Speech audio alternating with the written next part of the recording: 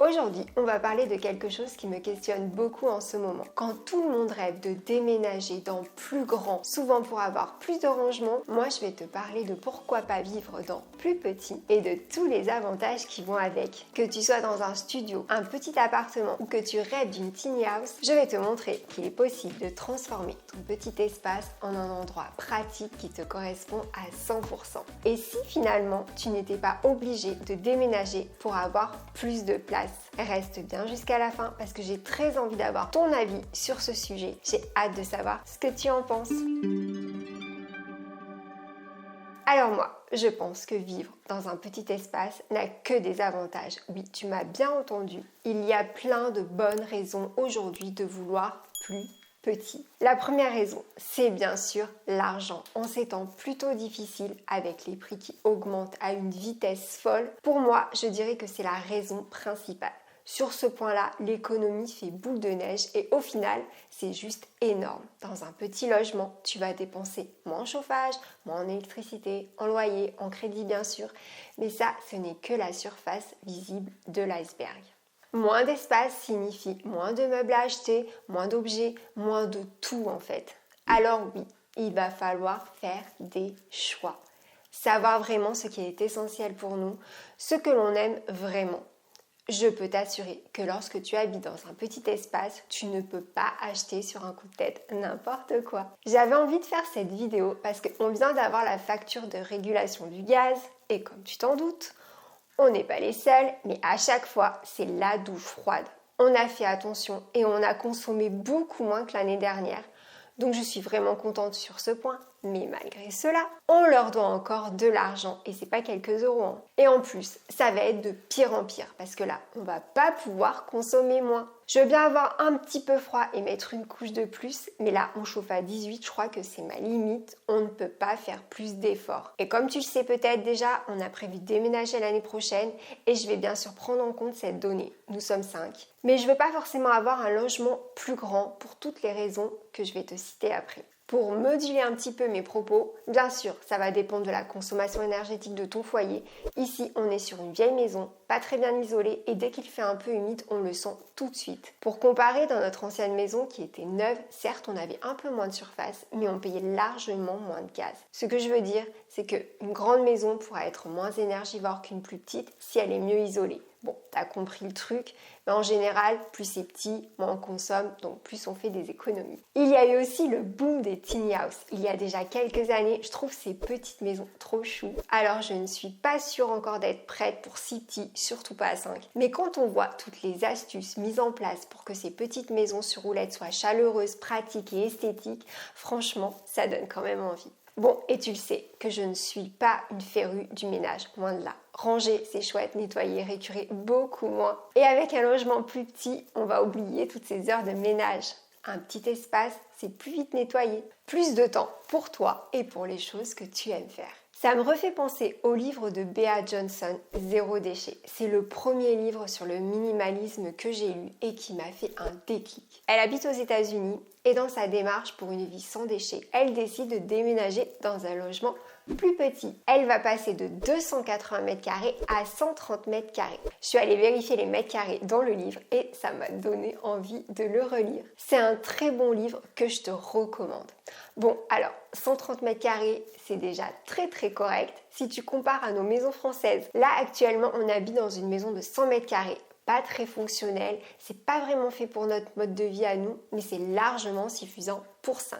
On a 2 chambres en haut et une deuxième salle de bain donc en haut aussi. Et honnêtement, les enfants sont dans leur chambre seulement pour dormir et ils n'utilisent même pas leur salle de bain en haut. C'est pour ces raisons que je te dis que pour nous, elle est mal faite, mais je sais que beaucoup de familles rêvent d'avoir une deuxième salle de bain. Et ce sera peut-être notre cas plus tard. Bref, revenons à Bea Johnson. Avec son mari, ils ont 2 enfants. Et elle nous dit dans son livre que son mari passait une bonne partie du week-end à entretenir les extérieurs et elle à nettoyer ou à redécorer leur maison. Et encore finalement, elle n'avait pas une si grande maison parce qu'aux États-Unis, les maisons peuvent être beaucoup plus grandes. J'ai découvert une youtubeuse récemment. Elle a plusieurs chaînes. Je crois que c'est dans les pensées de Zoé qu'elle parlait de ça. Je te mettrai un lien en description. C'est une Belge qui a vécu aux États-Unis et actuellement elle vit au Japon. J'aime bien l'entendre raconter les différences entre les cultures, sachant qu'elle a vécu plusieurs années dans chaque pays et elle évoque aussi son rapport aux objets et elle est rigolote en plus, alors ça gâche rien. Elle est sans langue de bois et ça on aime. J'écoute sa chaîne comme un podcast en me préparant ou en pliant le linge et elle disait qu'elle avait une maison de 400 mètres carrés aux États-Unis pour son mari et sa petite fille. 400 mètres carrés pour 3. C'est énorme. Et bien sûr, elle passait son temps à faire le ménage. Alors j'imagine même pas.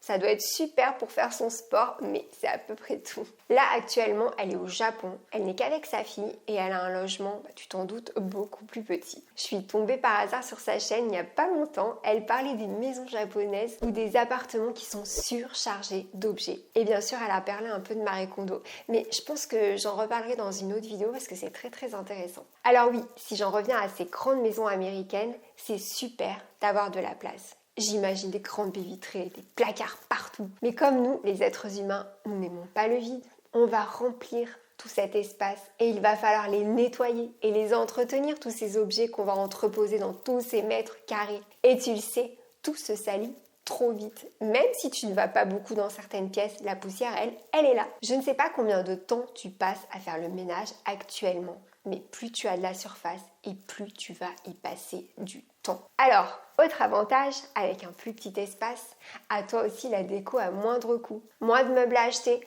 moins de pièces à décorer. Tu peux te concentrer sur quelques objets vraiment sympas sans te ruiner. Tu peux aussi voir les choses sous un autre angle. Tu sais que tu as moins de pièces à meubler, donc tu vas en profiter pour te faire plaisir et justement acheter des meubles plus chers et plus qualitatifs. L'un dans l'autre, peu importe la solution que tu vas choisir, tu seras toujours gagnant. Alors, vivre dans un endroit plus petit t'encourage aussi à te poser les bonnes questions.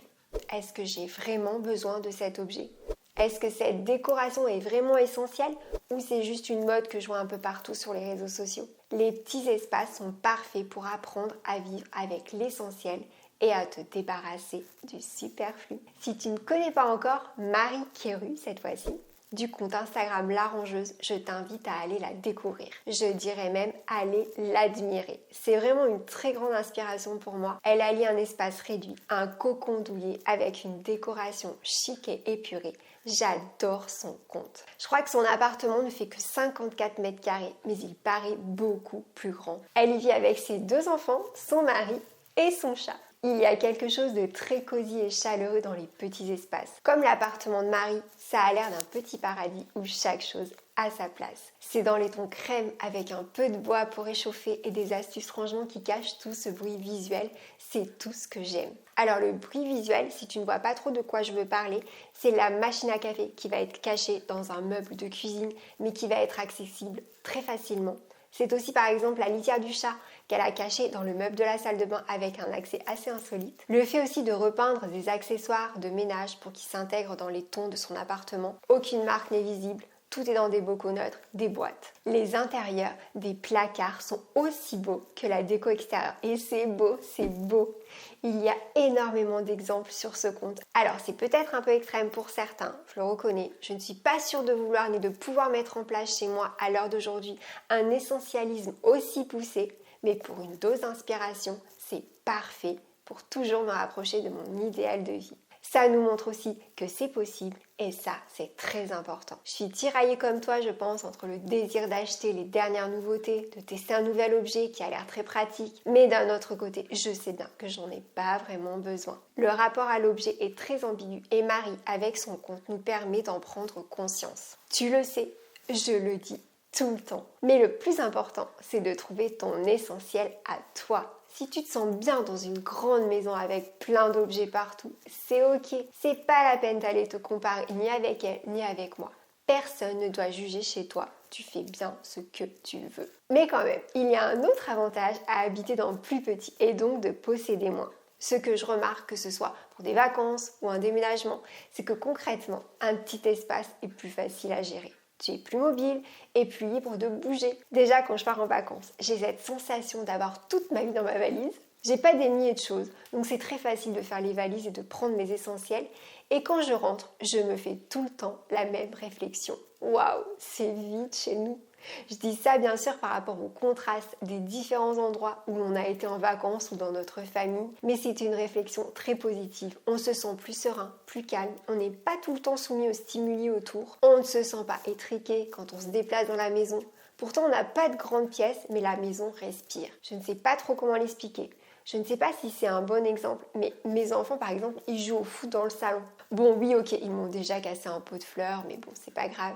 C'est pour te dire qu'ils ont un peu de place, même si c'est pas très grand. Ça doit faire une vingtaine ou 25 mètres carrés, mais pas plus. Ça t'est déjà peut-être arrivé de ressentir une atmosphère un peu lourde, écrasante quand tu arrives dans une maison. Chez nous c'est carrément l'inverse et c'est ce qu'on aime. Et Bea Johnson, elle l'explique très bien dans son livre. Ce n'est pas ce que l'on possède qui rend la vie intéressante, mais ce qu'on vit. Alors pas facile dans notre société actuelle avec toutes ces tentations, mais c'est tellement vrai. Je pense vraiment que vivre dans un petit espace, ce n'est pas se restreindre, c'est choisir un mode de vie plus libre, plus simple et plus heureux. C'est aussi pouvoir se permettre d'avoir des objets ou même une vie de meilleure qualité. Un petit espace optimisé et bien pensé sera toujours mieux qu'une grande villa mal fichue. Je suis curieuse de savoir ce que tu en penses. Tu voudrais vivre dans un espace plus petit ou tu rêves de déménager dans une maison ou un appartement plus grand pour avoir plus de place et de rangement? Les commentaires sont ouverts, j'ai hâte d'avoir ton avis sur la question. Je pense aussi faire une suite à cette vidéo sur les astuces concrètes qu'on pourrait mettre en place quand on habite dans un petit espace. Dis-moi si ça t'intéresse. Et si tu as envie d'avancer dans ta démarche, de te libérer du poids des objets, tu peux réserver un appel découverte pour voir si je peux t'aider. Les liens sont en bio. N'oublie pas de t'abonner pour ne pas rater les prochaines vidéos. On se dit à très bientôt. Bye bye!